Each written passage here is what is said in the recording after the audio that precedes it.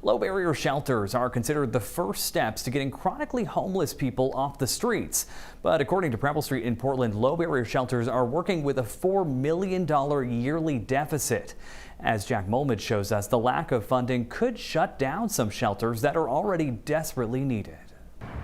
You've been here for a few weeks? Yeah. The smoke of a warm fire. Outside, it's just 20 degrees. Jimmy Dollar joined the group of more than 100 tents along the Harborview encampment after his spot on Marginal Way was swept by the city. We barely can move to do anything.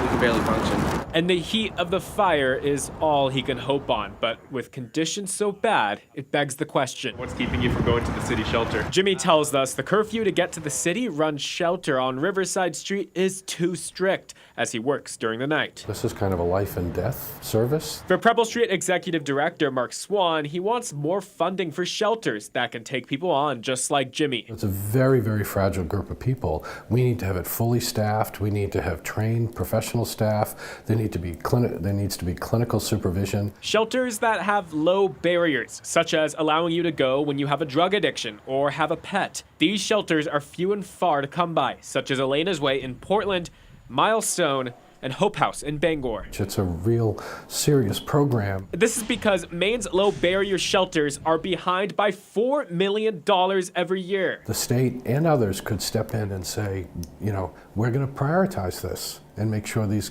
stay open and people are safe. Swan says they want the state to do just that because right now, the local, state, and federal government has primarily assumed that, you know, private charity can support some of these programs. And that's not working.